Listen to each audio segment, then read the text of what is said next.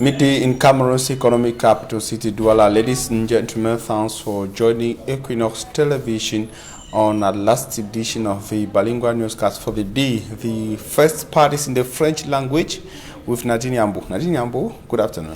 Good afternoon, for me, Armstrong Sanda. Mesdames et messieurs, bonjour. Merci pour votre fidélité sur Equinox Télévision en ouverture de ce journal de 12 heures. L'actualité hors de nos frontières, la capitale congolaise Brazzaville est aux couleurs de la campagne électorale. Affiches et banderoles des candidats sont observées dans les principales artères dans l'attente des meetings. Les Congolais égrènent de nombreuses préoccupations sur lesquelles les différents candidats devraient se pencher pour améliorer leurs conditions de vie. Le reportage de nos envoyés spéciaux, Eric Watat et Gladys Sidi. Brazzaville, c'est son histoire. Avec le mémorial Pierre Savorgnon de Brazza, le père fondateur de la ville de Brazzaville, il est l'une des figures de l'expansion coloniale française ici.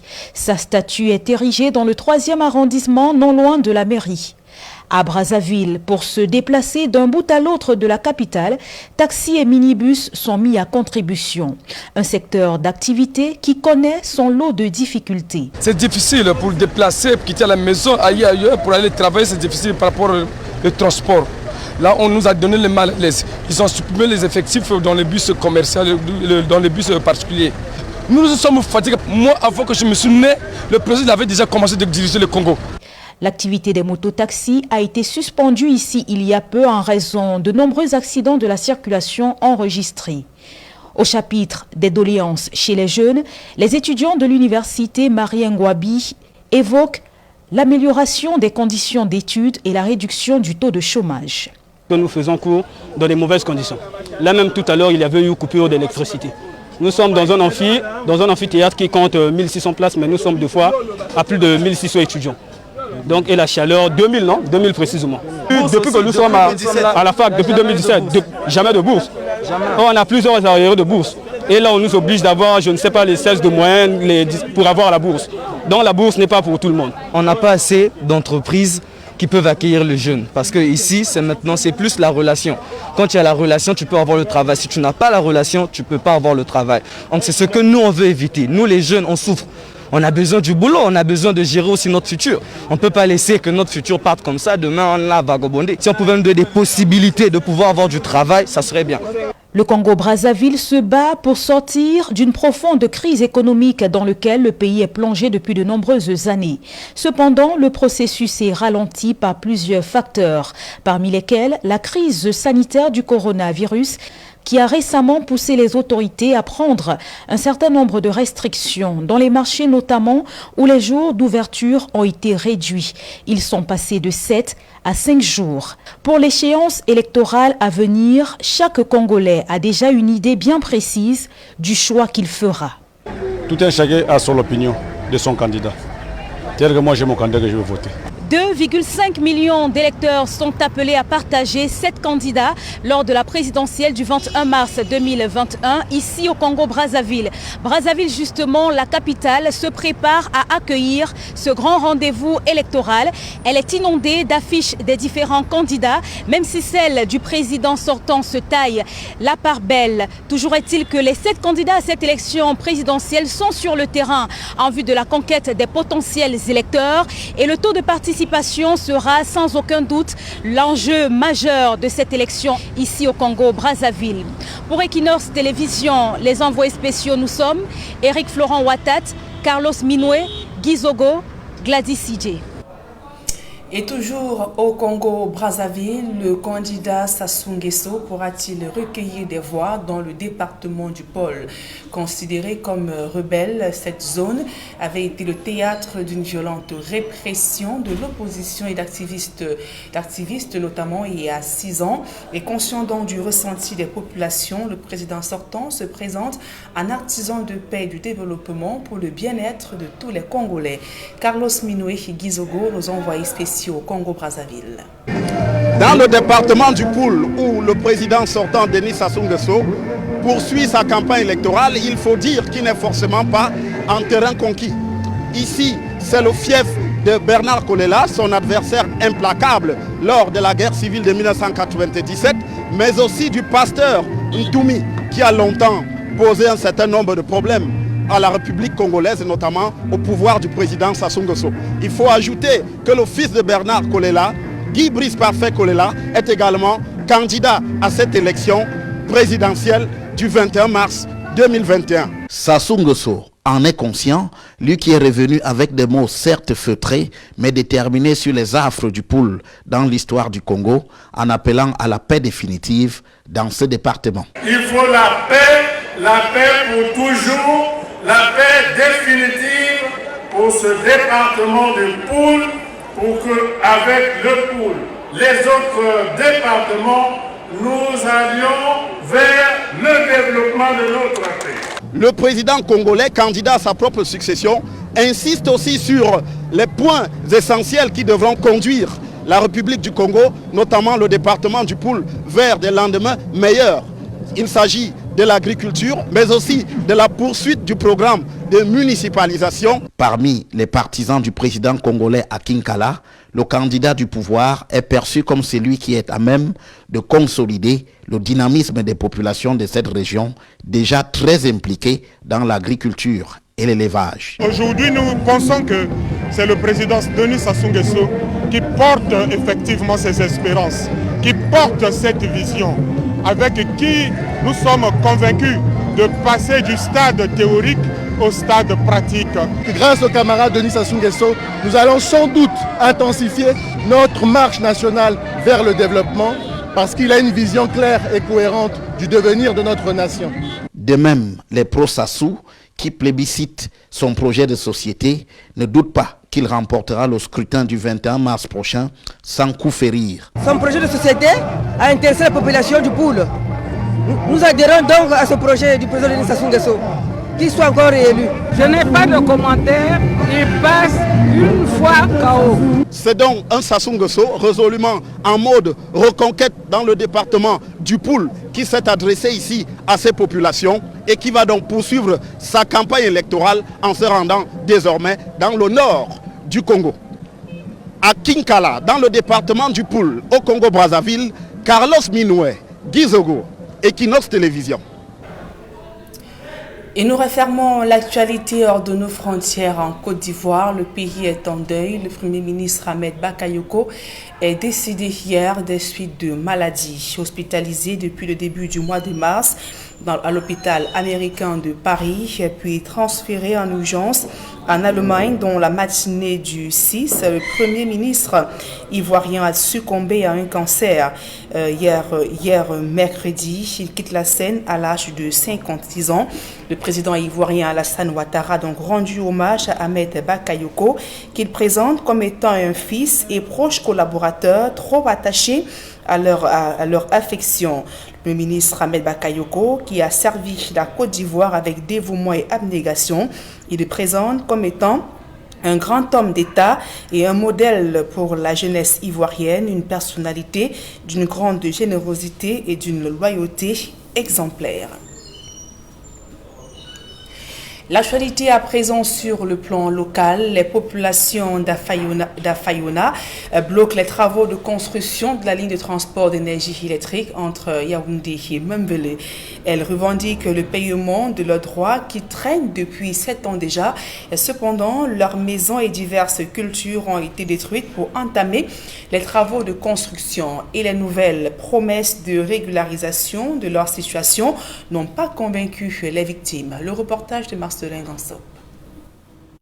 Pas d'indemnisation, pas de travaux.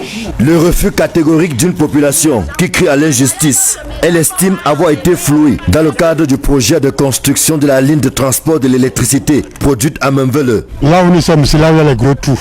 C'est mon terrain. Il y avait la caquerelle là. C'est là que je me battais pour pousser mes enfants. Ils sont là, ils sont comme ça, toi. Les enfants que tu vois là. Donc ils ne savent là où aller et comment faire. Vous regardez la maison d'un Camerounais à Yaoundé. Maintenant, vient t'enlever sans t'indemniser. Vous voulez que je fasse quoi? Yaoundé, heureusement qu'il y a un grand jeu en haut. Après avoir subi diverses pertes, les victimes attendent désespérément le paiement de leurs indemnisations. J'ai 3 maisons. Maintenant qu'on dit qu'on va nous enlever, on nous envoie où? On va aller vivre où? Si on ne nous indemnise pas, le fil ne peut pas passer. en haut de nos maisons. C'était occupé par les artémisia, une plante qui coûte cher, médicinale. On est venu raser comme ça tout. Je ne peux pas imaginer le préjudice qui a été causé. Je suis veuf, j'ai des enfants que je nourris. Je peux mourir s'ils ne me paient pas.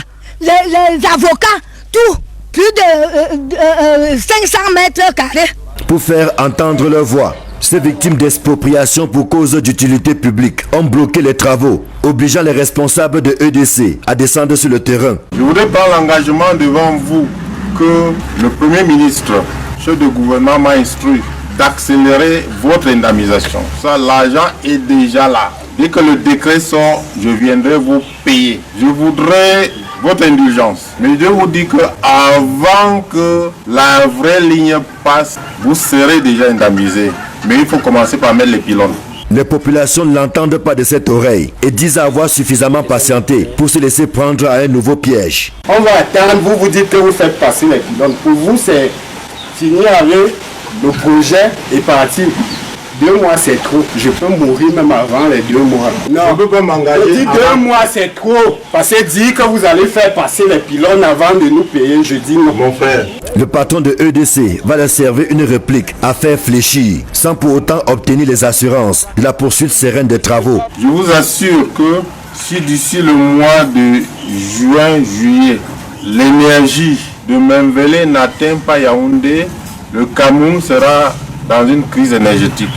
Les populations et les concernés ne se sont pas encore concertés pour voir dans toutes les mesures si réellement il va tenir à ses promesses. Avant Afanayo 2, dans le 3e arrondissement de Yaoundé, ce sont les populations de Kolzok à Simalen qui se sont soulevées récemment pour exiger le paiement de leurs indemnisations.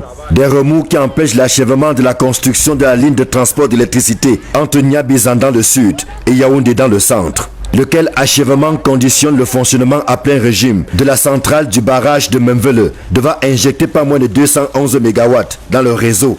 Les populations sont conscientes de ces enjeux, mais pour elles, ventre affamé n'a point d'oreille. Une affaire à suivre. Vous ne pouvez pas, si je ne vois rien sur mes yeux. Et dans le chaudron de la crise anglophone, la persistance du conflit armé inquiète la société civile. Le mouvement Stand Up for Cameroon accuse le gouvernement de son manque de diligence dans le suivi des enquêtes qu'il commandite et ce qui contribue d'ailleurs à pourrir la situation sur le terrain. Dans son dernier rapport, l'organisation, composée d'acteurs de la société civile et hommes politiques, invite les différentes parties à œuvrer véritablement pour un retour à la paix dans les régions du nord-ouest et du sud-ouest Cameroun. À présent, la deuxième partie de ce journal en langue anglaise avec vous, Fomi Armstrong-Sanda. Thanks, Nadine Yambo. Ladies and gentlemen, thanks for joining us in the second segment of information. We begin at the National Assembly in Yaoundé, where the 2021 year of the National Assembly, that's the parliamentary year, has begun. It has begun this Thursday, March the 11th, 2021 at the National Assembly. According to the official program, the official opening ceremony was built for 11 a.m. at the National Assembly, and a similar opening ceremony will be for 4 p.m. at the Senate, still in Yaoundé. And in line with the internal rules of Parliament, the opening session will be presided over by the eldest member of Parliament, who will be assisted by 2 youngest members in both the National Assembly and the Senate. The session is holding at a time when the country is witnessing a sharp increase in the numbers of COVID-19 infections and deaths related to the disease.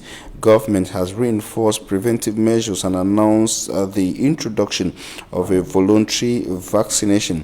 In the build-up to the opening sessions, parliamentarians are also expected to reinforce the strict respect of COVID-19 barrier measures outlined by the Prime Minister, Chief Dr. Joseph John Gute, recently. And also highly expected at the National Assembly today is the putting in place of a new bureau at the Senate and the National Assembly. Cameroonians are interested in knowing if the long-serving Speaker of the National Assembly, Honorable Kavayege Jibri, will be replaced at the level of the lower house of Parliament, and if the President of the Senate, who has been absent consistently from sittings of the Senate, will also be replaced. That is President Nyat Njifenchi at the level of the Senate. We shall be coming back to the information. And now we take you to talk something else, urban disorder and the fight in Bonaberry in the Douala 4 subdivision. The fight, which has intensified in Bonaberry, though characterized by confrontations and sometimes tense atmosphere at the level of the control of commercial motorbike riders. And if they are in possession of a required document, it is sometimes confrontational. And what we observe is that most bikes have been taken by persons in charge of the control, some who are leaders of syndicates of commercial motorbike riders in Bonaberry. The control intensified is coming just after the meeting between the governor of the littoral region of Cameroon and members of the syndicate of commercial motorbike riders in the city. And after witnessing the process in Bonaberry, we moved to the divisional office where Dauda Isa, who is the jail for Bonaberry or the Douala 4 subdivision, is sending a strong warning to those who are failing to respect the control process. Been given by the governor of the littoral region instructed us that to follow this activity of motor taximen inside our unity of command, and the operation that is carrying outside wants the permit of riding and the ID card, the national ID card. Some measures, actions have been taken by the government, and the action is that we want to take outside those people who don't want to follow instruction. The operation that have been carried out is to clean the sector of motor taxi. Measures and actions are being carried on to stop those motorbike riders who want to enter Bonaberry and bringing disorder. I would like to say that we are aware that some of motorbike riders are not even Cameroonians. We know it. Republic of Central Africa, Chad Republic, and so on. They want to worry us, but they will face us. As my own is concerned, that I will not accept that those people coming from outside the Cameroon come and bring disorder inside here, disorder here. So we are outside. We will give all the support for those syndicats and those leaders of motor taxi to clean Bonaberry. You know that is this sector of motor taxi that they bring disorder. So we will clean Bonaberry. Those people who will not follow the rules will be cut down. Video for the Douala 4 subdivision speaking there. And we take you to the northwest region, where an uneasy calm reigns in the northwest regional chieftain Bamenda after a tense atmosphere yesterday Wednesday, characterized by gunshots in different neighborhoods of the northwest regional chieftain. Our correspondent Takang will be telling us that the gun battles also affected economic activities at the Bamenda main market. Take a listen to this one fired by Frederick Takang from Bamenda. A few hours after the opening of shops in Bamenda town this Wednesday morning, a sound of gunshot were heard around the neighborhood of Food Market, hospital roundabout T-Junction, according to some witnesses. The intensity of the gunshot scared many inhabitants, and in those areas, shops that were open are forced to close their doors. People started running back home. Some choose to seek refuge in any nearby house or compound. At about 2 to 3 p.m. the shooting continued, and places like Commercial Avenue deserted since 5 p.m. There is a little bit calm. Some vehicles are seen moving around town, places like Nkwen in Bamenda 3 subdivision, Upstation in Bamenda 1 subdivision, did not witness the series of gunshots. No official statement as from now to know the reason of the random shooting, but some sources says police and military checkpoint around Bamenda were simultaneously attacked by gunmen. For now, it's very difficult to know if there are any casualties due to the gunshot in Bamenda Central Town this Wednesday. And the Post newspaper in its first day publication says 2 uniform officers were killed in the gun battles in Bamenda. Our correspondent is, however, to confirm that information. Still to confirm that information, we now talk of where that is DJ Rahul, the French specialist in infectious disease, says the COVID-19 pandemic cannot be controlled with the ineffective and the failed social distancing measure adopted by several governments across the world. To him, the virus must continue spreading rapidly until the right thing is done. Innocent as it tells us more in the following report. The continuous increase in COVID-19 cases in countries of the world, according to Dr. Didier Raoult, the French specialist in infectious diseases, is due to limited new and efficient strategies adopted by world governments. Il semble que l'erreur majeure des gouvernements, c'est que la plupart d'entre eux n'ont jamais pensé par eux-mêmes. That at the initial stage, most governments did not think of their own strategies to curb spread of the virus. Rather, they emulated those boss were saying on whether they have cases or not. C'est parce que, plutôt que de regarder les données, d'analyser les données, eh bien, ils écoutaient ce que disaient leurs voisins. Alors ils disaient non, nous on n'a pas et vous n'avez pas, donc il n'y en a pas. All of the anti-COVID-19 barrier measures taken, he says, are ineffective. Les mesures que nous avons prises de distanciation, social distance, washing of hands have rather helped to eliminate existing respiratory and digestive infections and not at all the COVID-19. Mais pas du tout sur le Covid. The French physician and microbiologist justifies by recalling SARS was neither spread by the environment nor direct physical contact, but the fact that persons were contaminated even 200 meters away. Le SARS n'était pas transmis majoritairement par l'environnement. This, he says, can explain why all the measures adopted presently to fight the COVID-19 are in reality drowning. Que des gens à 200 mètres de là puissent être infectés, puisqu'aucun moyen nous permettrait de faire ça, sauf à mettre tout le monde en prison. According to Dr. Didier Raoult, what is essential here is to have a mastery or understanding on the virus transmission, because till present, many governments only react by taking copied measures and develop models which have ended up fruitless. And that report brings us to the end of the midday news on Equinox Television. We thank you for your kind attention. Nadine Ambo and I will be back here tomorrow at 7 a.m. God willing. Nadine, see you tomorrow at 7 a.m. Merci, Fami Armstrong Sanda, fin de ce journal. Mesdames et messieurs, merci pour votre aimable attention. Merci.